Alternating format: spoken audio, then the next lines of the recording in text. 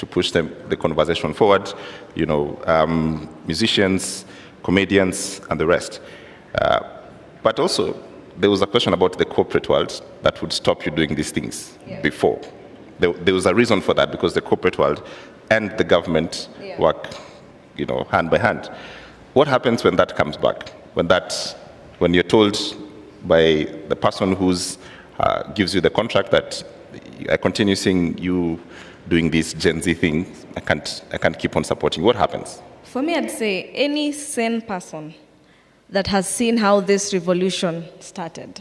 I remember the first thing was hisi time poa ya kupost. For instance, I work with StanChat right now, and I really appreciate them because we didn't have to tell them. They saw and they were like, you guys, you can do whatever you want to do. You understand? So for me, it's about, if you're a sane person, you can see that the pressure and the force is something that you cannot run away from. It will catch up with you. So I think we've had, corporates that have been really understanding and supportive, and we haven't been blacklisted yet. We haven't been sent that you're out of work email. So they have understood. And today, I just want to talk about the power of social media as well. Huwa wanasema msanii ni kioo cha jamii. Every time. Personally, when I started doing music, I was in Maseno University, and during the holidays, we'd go to Kenya National Theatre. And we had something, Najwa, if there's any creative here, they know PAL, Poetry After Lunch. And what most people don't know, I started out as a poet. And I'd go there, if I do a small, maybe small poetry, I'd have other guys just listening to them. And what these people would talk about is the social injustices. It meant that the time wasn't then. It's a process, it's a journey. We had begun that journey of going to Poetry After Lunch. You're listening to people talk their truths. Talk about, mimi nimetoka Kibera, these are the problems that I have seen. But now it has come a place whereby now we can retaliate that on social media. I can tweet and say, guys, MCSK needs to be held accountable. We can say, PRISC was given the license to collect on behalf of the other CMOs.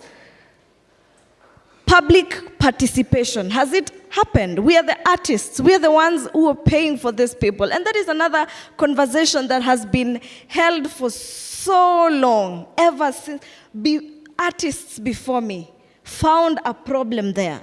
I have found a problem there.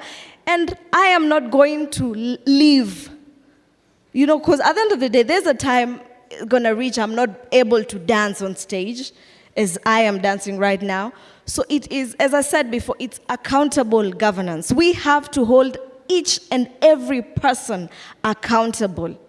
Kila mtu. Now, to the ladies, maybe when you are wamechaguliwa, ama they have been given a position, wasiende wakatuaibisha. We've seen the likes of Karen Nyamu, more of a socialite rather than a leader.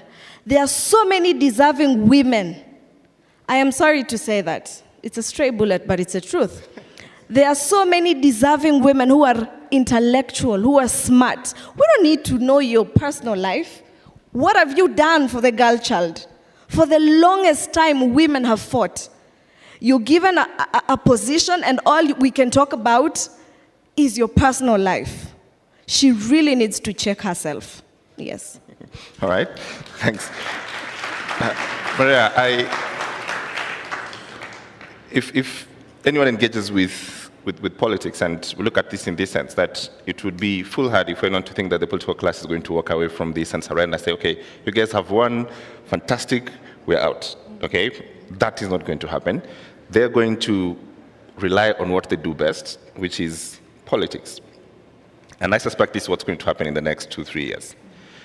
From where you sit, with all these issues that we need to solve, and there are many, right? And they're serious. Parliament and constitutional, two-third gender rule not anywhere being affected. There are many things on the priority of this list we just don't know and don't have. Give us some advice.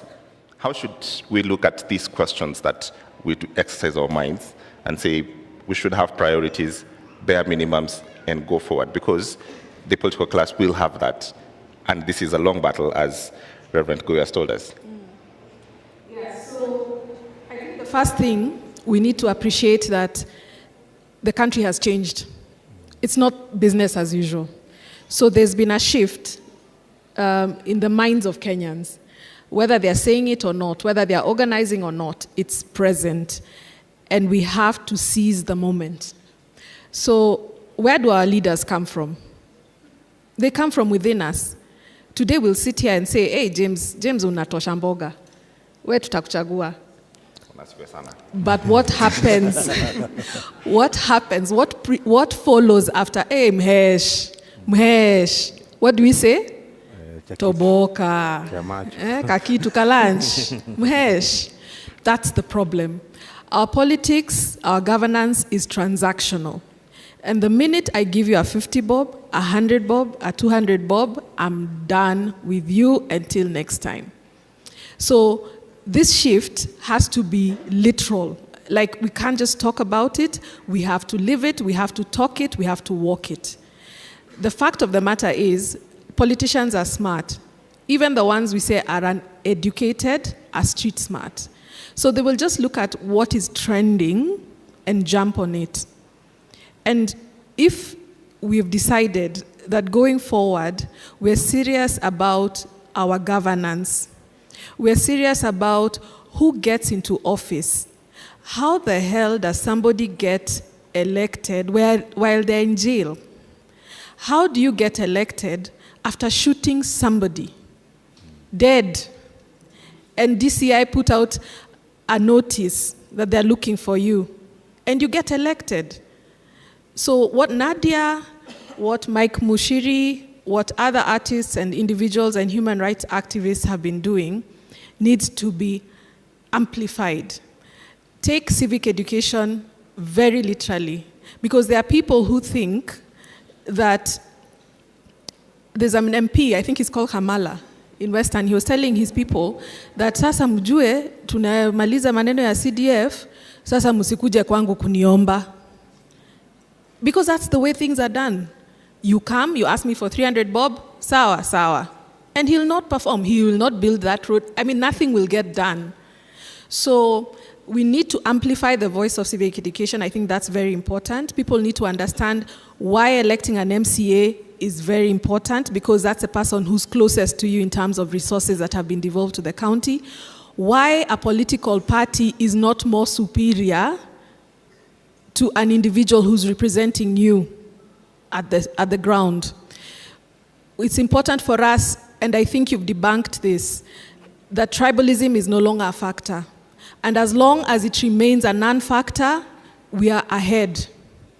So mtu wetu, that politics is gone. So if we keep at it, and if we keep agitating for the very things that we're actually talking about, governance, accountability, transparency, right from the elective positions. And I think this is an opportunity for young people. You can get elected without being on a party. Yeah, but remember, if our institutions, and this is a very critical point for me, James, if our institutions are not safeguarded, today our institutions are failing us because they are at the mercy of the executive. Why? Because the executive pays. They're the ones who provide a budget. So everybody who's in a position of leadership, a position of governance, a position of representation is swallowed by the system. And we talked about the system. When you get there, you're given, the first thing you're given as a chairman is an allowance, sitting allowance. The next thing, mkubwa unataka gari gani? And that thing gets to your head and you forget why you got there in the first place. So let's fight for our institutions. Let's get our institutions back. Let's make sure anybody who's nominated to serve on those institutions is a credible person, and they can always pass the suitability test that is Chapter 6.